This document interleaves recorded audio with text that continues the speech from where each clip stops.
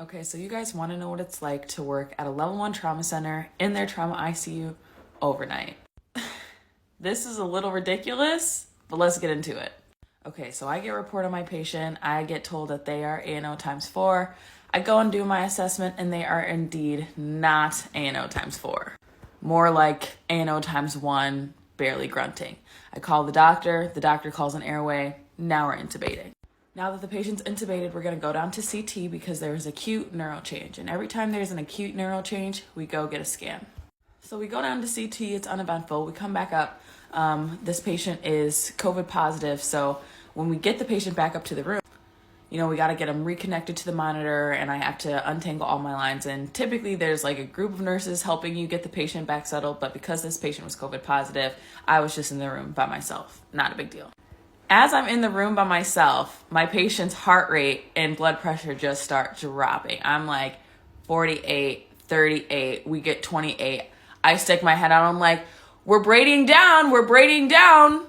Like, I swear to God, I think I'm going to have to do compressions and do everything in here by myself.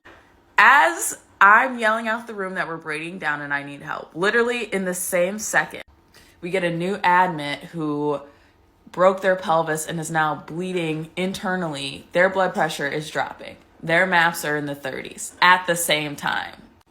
So they call anesthesia for that incident because they're about to redline their patient to the OR because they need to get in there and stop the bleeding ASAP.